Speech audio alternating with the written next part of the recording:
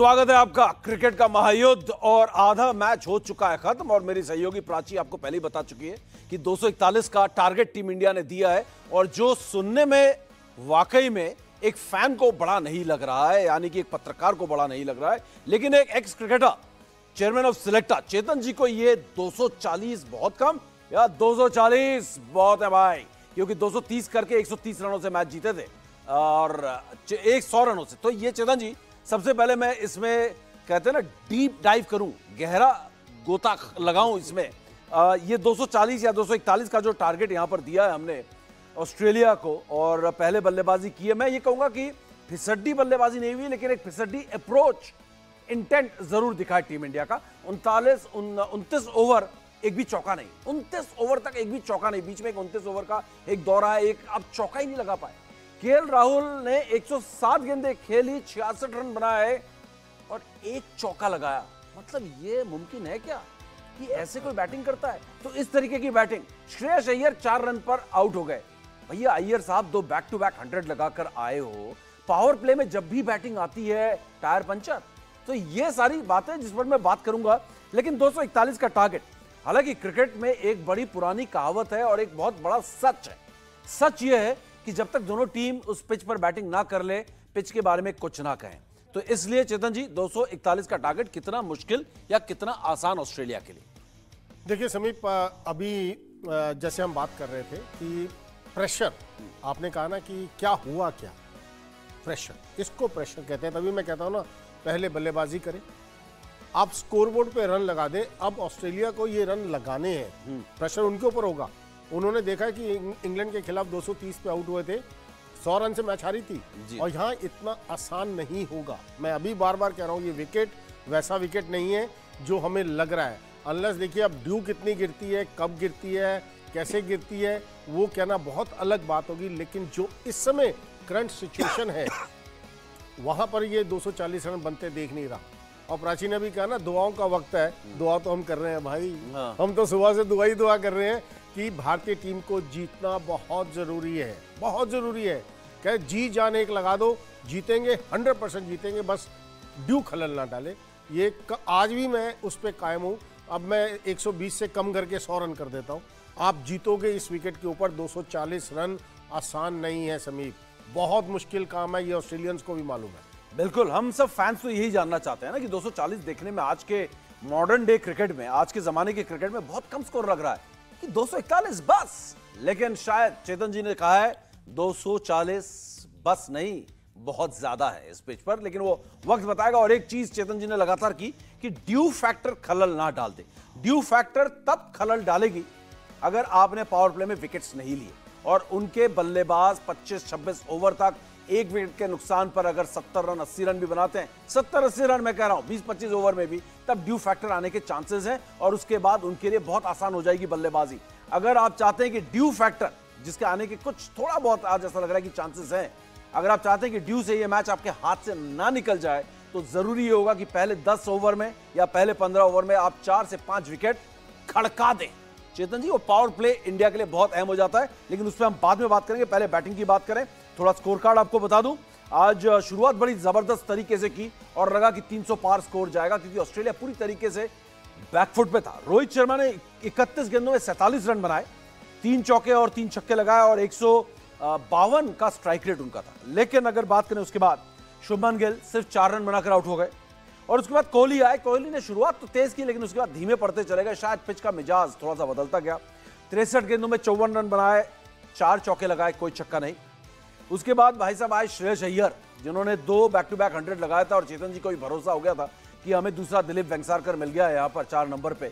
लेकिन उनका रिकॉर्ड बड़ा पुअर है, बहुत फिसड्डी है। जब भी पावर प्ले में आते हैं, श्रेयस अय्यर की हवा खराब हो जाती है, पंचर हो जाते हैं उनके टायर्स। और श्रेयस अय्यर एक बार फिर पावर प्ले में बल्लेबाजी करना है और फ्लॉप हो गए, है ना, मजाक में बोलते हैं ना फ्लॉप, बिल्कुल फ्लॉप हो गए वो। और उसके बाद केएल राहुल पता नहीं क्या खा के आए थे, मुझे समझ में नहीं आया। वो अहमदाबाद में ऐसा खाना मिलता नहीं है, बिरयानी जैसी कोई, जो खा के आपको नींद आ रही हो, आलस आ रहा हो। क्योंकि केएल राहुल ने 107 गेंदों में 66 रन बनाए और जो 107 में 66 तो फिर भी समझ में आता है, लेकिन एक चौका लगाया, 1 बाउंड्री 107 गेंदों में, इतनी मुश्किल थी गेंदबाजी या इतनी मुश्किल थी पिच? चेतन जी का कहना है ये दबाव है, ये था प्रेशर। 10 मैचेस जीतकर ये टीम, हम सब उम्मीद कर रहे थे कि प्रेशर में नहीं आएगी और उनको वो करने को मिला जिसकी वजह से प्रेशर नहीं आता है, पहले बल्लेबाजी। लेकिन उसके बावजूद प्रेशर दिखा, दबाव दिखा इस टीम पर और दबाव में टीम इंडिया बिखरती हुई नजर आई। उसके बाद केएल राहुल के 66 के बाद टीम में कुछ खास था नहीं। रविंद्र जडेजा हमारे ऑलराउंडर आज राउंड ही रहा, उनका परफॉर्मेंस ऑल नहीं रहा। सिर्फ 9 रन बना के 22 गेंदों में 9 रन बनाए। आप अंदाजा लगाइए, पिच में कुछ तो पेच है बॉस, इतना आसान नहीं है कहना। प्रेशर जरूर है क्योंकि उसके बाद सूर्य कुमार यादव अभी भी डिकोड नहीं कर पाए। चेतन जी से प्रीव्यू के दौरान, यानी कि मैच से पहले जब हम रणनीति की बात करते हैं, तब मैंने पूछा था कि अगर ऊपर कुछ बिगड़ जाए मामला तो आपका प्लान भी आपको लगता है तैयार है, यानी कि मिडिल और लोअर मिडिल ऑर्डर आपको लगता है कि तैयार है? लगा नहीं। आज बिल्कुल फ्लॉप हुआ है क्योंकि प्लान ए आपका फ्लॉप हुआ, ऊपर से रन नहीं बने, ओपनर्स आपके रन नहीं बना के गए। 47 रन दोबारा आज 47 पे आउट हुए, पिछले मैच में भी 47 पे आउट हुए थे रोहित। शुभमन गिल फ्लॉप हुए और उसके बाद अगर बात करें जब आए लोअर ऑर्डर की बात करें, रविंद्र जडेजा 9, मैंने कहा था टेस्ट नहीं हुए। सूर्य कुमार यादव 18 और शमी ने 6, बुमराह 1, कुलदीप रनआउट हुए आखिरी में 10 रन बनाकर और 240 पे टीम इंडिया हो जाती है ऑल आउट। तो ये है चेतन जी, अगर हम सिलसिलेवार तरीके से चलें, रोहित शर्मा को वो शॉट मारने के निकलकर मैक्सवेल को क्या जरूरत थी? और वो पहले 2 ओवर जो मैक्सवेल ने किए थे उसमें उन्होंने 21 रन दिए, लेकिन रोहित का विकेट ले लिया और वो एक ऐसा झटका था टीम इंडिया के लिए जिससे उबर नहीं पाए, क्योंकि रोहित इकलौते ऐसे खिलाड़ी थे जो इस पिच पर तेज खेल रहे थे। 3 छक्के भी लगाए और यही 3 छक्के हैं, जी हाँ यही 3 छक्के हैं पूरे पारी में। इसके बाद भाई साहब किसी से छक्का भी नहीं लगा। तो ये कैसी बैटिंग है चेतन जी? मैं रोहित से इसलिए मैं यहाँ पर थोड़ा सा शुरू करना चाहता हूँ क्योंकि एक छक्का एक चौका आपको मिल चुका था, उसके बाद निकल कर मारने की आपको क्या जरूरत थी? थोड़ा सा रोक लेते अपने रश ऑफ ब्लड को, थोड़ा सा कम कर लेते। आप जानते हैं वर्ल्ड कप का फाइनल खेल रहे हो, कैप्टन हो और टीम आप पर बहुत भरोसा करती है। समीप, अगर आप पूरा वर्ल्ड कप देखें ना, उन्होंने ऐसी ही बैटिंग की। वो 47 पे हो तब वो अपना रन बनाते हैं। ये एक प्लान के तहत वो खेल रहे थे। 10 ओवर में 81 रन थे। मतलब जो स्टार्ट रोहित शर्मा ने अभी तक दिया है, जो ओपनर्स ने अभी तक स्टार्ट दिया है, आज भी आपके 10 ओवर में 80 रन थे। प्रॉब्लम कहाँ हुई आपकी? जब आप 11 से 20 और 20 से 30, आपकी औसत 3.4 के आसपास की है। आपने रन ही नहीं बनाए वहाँ पर। आपने 11 से 20 के बीच में और 20 से 30 के बीच में रन ही नहीं बने। आपके मुश्किल से 60-65 रन बने हैं। समीप, वहाँ दबाव आया आपके ऊपर। आपका इतना दबाव आ गया कि मतलब आप शेल में चले गए और एक चौका लगा था, मुझे याद है 20-22 ओवर के बाद, वो भी केएल राहुल ने स्कूप किया था लेग साइड की तरफ मैक्सवेल को। तो कहते हैं ना कहीं आप थोड़ा शेल में चले गए। ये थोड़ा प्रेशर था। विकेट, मुझे ऐसा पता नहीं क्यों लग रहा है ये विकेट नहीं है भाई। ये विकेट पे रन बनाने आसान नहीं है।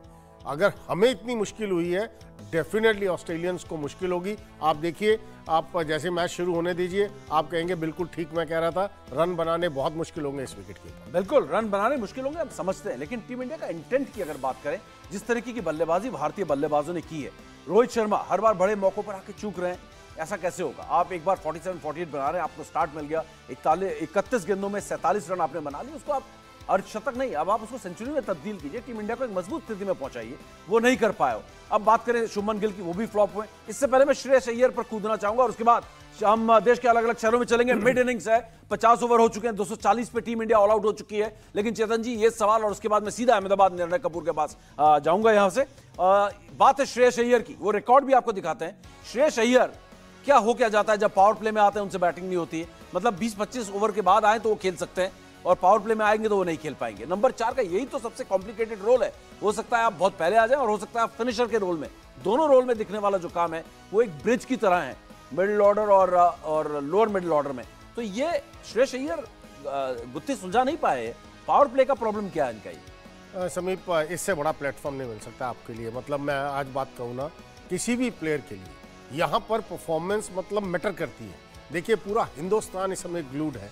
कहीं ना कहीं वो प्लॉय आज खो बैठे हैं श्रेयस अय्यर देखिए क्या है ना, जब इस प्लेटफॉर्म पे पहुंच के ही लोग आपसे एक्सपेक्ट करते हैं, पीछे आपने क्या किया सब भूल जाते हैं, कोई याद नहीं रखता है। लेकिन ये प्लेटफॉर्म था, आज मुझे लगता है थोड़ा जल्दबाजी कर गए, जरूरत नहीं थी उस जल्दबाजी की, खड़े रहना था। विराट कोहली जैसा प्लेयर अगर आपके साथ खड़ा है, आपको तो सिंगल देना और विराट कोहली को खिलाना है। कहते हैं एंजॉय करो क्रिकेट सामने से खड़े होकर। अगर इतना बड़ा प्लेयर, मैन इन फॉर्म, जिसके 700 रन है इस वर्ल्ड कप के अंदर, आई थिंक सो आज श्रेयस अय्यर कहीं ना कहीं ये मिस कर गए हैं। उनको भी दुख लगा होगा, लेकिन कहते हैं ना दुख तो जरूर लगेगा। हमें ज्यादा हो रहा है, हमें दुख लग रहा है क्योंकि हम इस समय फंसी हुई सिचुएशन में है। फंसी हुई सिचुएशन में बिल्कुल, इसमें कोई मैं ये बात बार बार कह रहा हूं, मुझे मालूम है 240 रन हमने नहीं सोचे थे। मैं 280 से शुरू हुआ था, 320 तक पहुंच रहा था, लेकिन 240 रन ठीक है विकेट, क्योंकि जो मुझे इनके बॉडी लैंग्वेज से पता लग रहा था ना, केएल राहुल और विराट कोहली के, कि बॉल आ नहीं रहा उनके पास।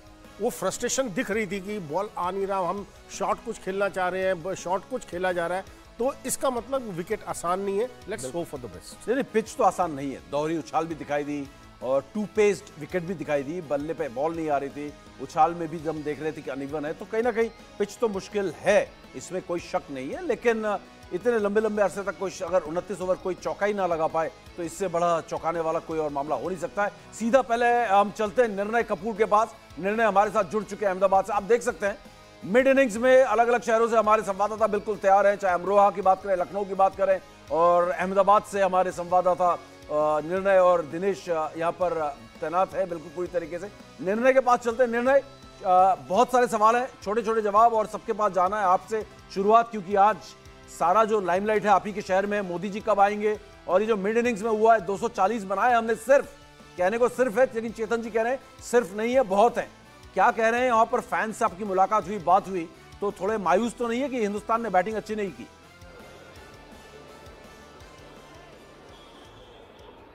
देखिए, मोदी जी तो अहमदाबाद पहुंच चुके हैं।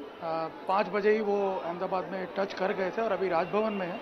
बताया जा रहा है अब से कुछ देर बाद जब सेकेंड इनिंग शुरू होगी, उसके बाद वो स्टेडियम में करीब 8 बजे के आसपास पहुंच सकते हैं, जो टेंटेटिव प्लान बताया जा रहा है। अब रही बात भारतीय इनिंग की, तो अगर बैटिंग की बात करें तो मेरे हिसाब से बहुत इवेंटफुल तो नहीं रही। यहाँ कुछ फैंस से हमारी बात हो रही थी अभी, तो उनका यही कहना था कि स्कोर काफ़ी कम है। जैसे कि आपने भी बात की, आज के मॉडर्न टाइम्स को देखते हुए अगर हम बात करें, और जो हमारी कुछ ऑफिशियल्स से पहले बात हो रही थी यहाँ पे जो पिच वगैरह के साथ जुड़े हुए, उनका तो ये कहना था कि हाई स्कोरिंग पिच है। लेकिन जिस प्रकार से आपने देखा पहली इनिंग इवॉल्व हुई है, उसको देखते हुए तो लगता है कि पिच काफ़ी टफ है। और जैसा चेतन जी अभी बता रहे थे, पिच में अभी भी बहुत कुछ बचा हुआ है बॉलर्स के लिए, तो शायद मुझे लगता है कि पाकिस्तान, माफ कीजिएगा, ऑस्ट्रेलिया को तकलीफ जरूर होगी। और इनफैक्ट ऐसा प्रे भी कर रहे हैं हम लोग कि उन्हें तकलीफ हो, वरना मैच फंस भी सकता है। निर्णय, इससे पहले कि दूसरे शहरों में जाऊं और अपने अलग बाकी संवाददाताओं से बात करूं, पिच इन्वेडर था, एक पिच में लड़का एक दौड़ के आ गया था, अंदर घुस गया था, वो क्या सिक्योरिटी बहुत बड़ी लैप्स जो हुई है, उसका क्या खेल, क्या हुआ वहां पर? वो देखिए, समीप में आपको बता दूं कि ये कोई जो हमारी बात हुई है पुलिस से, पहली बात तो ये कि कोई सिक्योरिटी लैप्स नहीं था, क्योंकि ये जो लड़का है, इसकी जो तथ्य जो सामने आ रहे हैं अब, वो बड़े चौंकाने वाले हैं। ये आज आपने देखा होगा, जिस प्रकार से हम मैच से पहले भी बात कर रहे थे, करीब 1.5-1.25 लाख के आसपास लोग नीली जर्सी पहन करके स्टेडियम में दाखिल हुए हैं टीम इंडिया को सपोर्ट करने के लिए, और ये लड़का भी टीम इंडिया की जर्सी पहन करके ही आया था। इनफैक्ट इसका एक वीडियो सरफेस हुआ है जो कि पुलिस से हमें मिला भी है, जिसमें पता ये साफ दिख रहा है कि ये उसी नीली जर्सी को पहन के अपने स्टैंड में जहाँ बैठा हुआ था, वहाँ से इसने सेल्फी ली है, बाकायदा स्टैंड का एनवायरनमेंट जो है उसको रिकॉर्ड किया है, और उसके बाद चुपचाप ये फेंस पे पहुँच गया और तुरंत वो नीली जर्सी उतार के ये घुस गया ग्राउंड के अंदर। तो इनिशियली तो ऐसा ही लगा कि जनरली कई बार होता है जब फैंस जो है वो घुस जाते हैं अतिरेक में प्लेयर्स से मिलने के लिए, लेकिन पता नहीं था उस वक्त कि इसका मोटिव क्या है। बट बाद में जब इससे पूछताछ की गई है, तब ये सारे तथ्य सामने निकल करके आए। और एक और इम्पोर्टेंट बात पता चली है कि पुलिस का ये कहना है कि ये मेंटली भी थोड़ा डिस्टर्ब लग रहा है, तो ऐसे में अभी और इससे जानकारी जुटाई जा रही है ज़्यादा, लेकिन पुलिस शायद इसमें FIR लॉन्च करेगी इसके खिलाफ। जी जी जी जी निर्णय, बहुत बहुत शुक्रिया इस पूरी जानकारी के लिए। आपसे बातचीत तो हम लगातार करते रहेंगे, लेकिन फिलहाल हम मिड इनिंग्स में हैं, आधा मैच खत्म हो चुका है वर्ल्ड कप फाइनल का, और सीधे यहां से हम चलते हैं। मेरे बहुत सारे सहयोगी अलग अलग जगहों पे हैं, मुझे सोचना पड़ जा रहा है कि किसके पास जाना चाहिए। पवन नारा के पास चलते हैं। पवन, जोश से भरे पवन और सारे जोश से भरे हुए पवन, दिल्ली के फैंस क्या कह रहे हैं? 241 बनाना है ऑस्ट्रेलिया को, 240 काफी है जीत के लिए कि नहीं है? बिल्कुल समीप, आपको लग रहा होगा कि स्कोर थोड़ा कम है, लेकिन यहाँ जो ऑडियंस है उन्हें कम से कम नहीं लग रहा है, वो उत्साहित है स्कोर को लेकर। अभी भी जीतने की उम्मीद है। आपको लग रहा है स्कोर कुछ कम रहा है? अभी भी चांसेस है भारत के। इंडिया ही जीतेगा, इंडिया जीतेगा, जीतेगा भाई, जीतेगा। इंडिया जरूर जीतेगा। 130 करोड़ लोगों की दुआएं हैं टीम के साथ। आपका जोश? कोई शक ही नहीं है। हाउस द जोश, हाउस द जोश, हाउस द जोश। अब स्कोर कम रह गया तो आपको लग रहा है किसकी वजह से लग रहा है हम इस बाजी को पलट सकते हैं? कोई नहीं है, हमसे बड़ा कोई नहीं है और हम किसी को कम मानते ही नहीं। हम लोग, हम सबसे बड़े हम लोग। कौन से बॉलर से उम्मीदें हैं आपको? कौन से बॉलर से उम्मीदें हैं? तो यहाँ जोश आई है, भले ही स्कोर थोड़ा बिल्कुल, रह गया हो, बिल्कुल। लेकिन अब यहाँ दर्शकों को लगातार लग रहा है कि भारत के अभी भी बहुत स्ट्रॉन्ग चांसेस है, भारत ही जीतेगा। और यही भारतीय फैन की पहचान है कि स्थिति कोई भी हो, साथ टीम का और उम्मीद हमेशा बुलंद रहनी चाहिए। बिल्कुल बिल्कुल पवन लौटेंगे आपके पास। इस जोश को बनाए रखना है और टीम इंडिया के गेंदबाजों को भी इस जोश को बनाए रखना है, क्योंकि सिर्फ 240 डिफेंड करना है। हम सीधे चलते हैं अमरोहा पहले और उसके बाद हम चलेंगे विशाल सिंह के पास, उसके बाद दिनेश मौर्य के पास भी चलेंगे जो कि अहमदाबाद से मौजूद है। और पहले हम चलते हैं अमरोहा, थोड़ा सा जानते हैं कि अब शमी को सब कुछ कमाल करना है यहाँ पे, क्योंकि 240 अगर डिफेंड करना है तो शमी को कमाल करना होगा। शोएब, हाँ बिल्कुल, देखिए यही उम्मीद है अमरोहा के लोगों को और शमी से जुड़े हुए जो लोग हैं उन सबको भी कि शमी उसी तरह का प्रदर्शन करेंगे जिस तरह से वो करते आए हैं सेमीफाइनल। उससे पहले मैचों में आज भी विकेटों की झड़ी लगाएंगे और भारत को वर्ल्ड कप जिताएंगे। यही होगा? जी जी यही होगा। स्लो पिच है ये इस पे 220 स्कोर भी काफ़ी था, 240 तो बहुत ज़्यादा है। और इंशाल्लाह शमी अहमद की जिस तरह से फॉर्म चल रही है वो आज कम से कम 8 विकेट लेंगे। स्लो विकेट है और बुमराह से भी उम्मीद है, सिराज से भी उम्मीद है, कुलदीप यादव से भी उम्मीद है कि वो इस पिच पे अच्छे विकेट लेंगे। बिल्कुल शोएब, आपके पास लौटेंगे। मैं और भी शहरों में जा रहा हूँ क्योंकि ये शोएब फिलहाल जो है अमरोहा और मोहम्मद शमी के घर से हैं, तो वहां पर घर पे पूरा भरोसा। कह रहे हैं कि 220 भी काफी था। सीधे चलते हैं यहां से हम दिनेश मौर्य के पास जो कि अहमदाबाद से हमारे साथ जुड़े हुए हैं। बड़े जबरदस्त कैरेक्टर और बड़ा जबरदस्त रंग जो है वहां पर देखने को मिला दिनेश के साथ। दिनेश, इंडिया की बैटिंग के बाद क्या माहौल है वहां पर? तस्वीरों से तस्वीरें देखी और समझने की कोशिश करी कि यहाँ पर कम स्कोर होने के बावजूद भी फैंस ने उम्मीदें नहीं छोड़ी है। स्टेडियम के बाहर बड़ी संख्या में, सैकड़ों की संख्या में फैंस यहाँ पर मौजूद है। उन्हीं से बात करके जानने की कोशिश करते हैं, कौन आपकी उम्मीद का किरण है इस वक्त मैदान में? इंडिया, मोहम्मद शमी।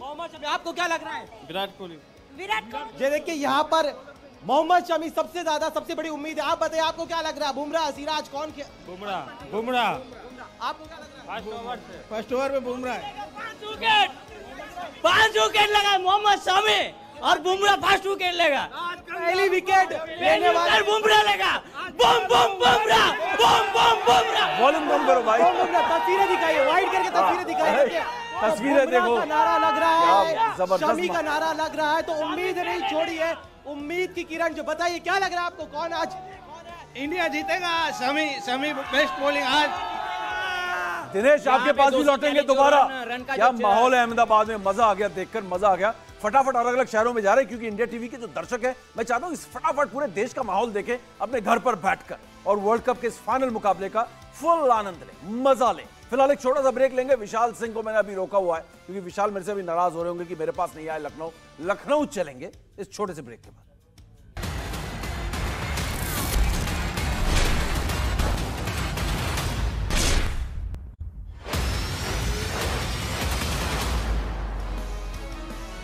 सिर्फ या बहुत, क्या कहूं, अभी कहना बड़ा मुश्किल है जब तक दोनों टीम बैटिंग ना करें, क्योंकि सिर्फ 241 का टारगेट है। इसलिए सिर्फ को मैं हटा देता हूं, कहता हूं कि 241 का टारगेट है और यहां पर ऑस्ट्रेलिया के लिए कोई ऐसा आसान नहीं होने वाला है क्योंकि पिच इतनी आसान नहीं है। यहां पर अब देखना ही होगा कि हमारे गेंदबाज कितना कमाल करते हैं। चेतन जी से बात करूंगा, लेकिन पहले आपको लखनऊ लेकर चलता हूं। हमारे संवाददाता विशाल प्रताप सिंह लगातार बने हुए हैं लखनऊ से। और विशाल, क्या लग रहा है लखनऊ में शाम को पार्टी होगी या फिर थोड़ी मायूसी होगी? फैंस निराश तो नहीं हो रहे कि 241 बनाने? बता दीजिएगा, सिर्फ नहीं है, बहुत है 241 रन। समीप, लखनऊ के जो फैंस हैं वो पूरी तरीके से कॉन्फिडेंट है चेतन जी की बात से। उनका कहना है कि अगर भारतीय टीम इस तरीके की बल्लेबाजी की है कि 240 रन बना पाई है तो ऑस्ट्रेलियन टीम किसी भी कीमत पर नहीं बना पाएगी। ये वो जगह है बहुखंडी मंत्री आवास जहां पर राजनीति तय होती है उत्तर प्रदेश की, लेकिन भारतीय जनता पार्टी के जो एमएलसी है उनकी तरफ से आज पूरा इंतजाम किया गया है। तिरंगा और वंदे मातरम यहाँ बता रहा है कि माहौल कैसा है। आपसे जानना चाहूंगा क्या होने जा रहा है, कौन कमाल करेगा, कैसे जीतेगी इंडियन टीम? स्कोर भले ही 240 हो, लेकिन जिस तरह के पिच है हम उम्मीद करते हैं कि भारतीय टीम के साथ 140 करोड़ भारतवासियों की प्रार्थना है। तो मैं उम्मीद करता हूं कि हम लोग विजयी होंगे। वर्ल्ड कप नरेंद्र मोदी जी के नाम पे स्टेडियम है, इतिहास रचा जाएगा। हम लोग पूरे भारतवासी ये प्रार्थना कर रहे हैं कि ये जीत एक बेहतरीन जीत होगी। आप लोग बताइए, हाउ द जोश, हाउ द जोश, हाउ द जोश। स्कोर जरूर 240 होगा, लेकिन 130 करोड़ भारतीयों की जो दुआएं हैं वो भारतीय क्रिकेट टीम के साथ हैं और जो शुरुआत है जश्न की वो लखनऊ से हो चुकी है। समीप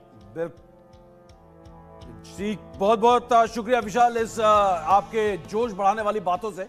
और पूरी देश की प्रार्थना आप देख रहे हैं कि टीम इंडिया के साथ है और उम्मीद यही होगी कि जीतेगा। पुनीत परिंजा हमारे साथ है, उनके पास चलते हैं फटाफट। पुनीत, वतन आपके हवाले। जी समीप, इस वक्त मैं शुभम गिल के घर के अंदर मौजूद हूं। यहाँ पर उनके दादा मेरे साथ हैं, मैं उनसे बात करूंगा। काफी उम्मीदें थी शुभम गिल से आपको, क्योंकि आप सुबह भी कहते हैं कि बहुत अच्छी बैटिंग करेंगे, लेकिन 4 रन बनाकर आउट हुए। लेकिन अब क्या लगता है आपको कि टारगेट भी ज्यादा नहीं है? पता ਹੁਣ ਤਾਂ ਆਪਣੀ ਨਿਗਾਹ ਜਿਹੜੀ ਇਹਨਾਂ ਬੋਲਰਾਂ ਤੇ ਟਿਕੀ ਹੈ ਤੇ ਦੂਜੇ ਪਾਸੇ ਆਪਣੀ ਨਿਗਾਹ ਟਿਕੀ ਹੈਗੀ ਆ ਇਹਨਾਂ ਤੇ ਜਿਹੜੀ ਫੀਲਡਿੰਗ ਤੇ ਰਨ ਨਾ ਬਣ ਦੇਣ, बहुत सारे रन रोकन, जब मारेंगे छक्का लगन ना दें।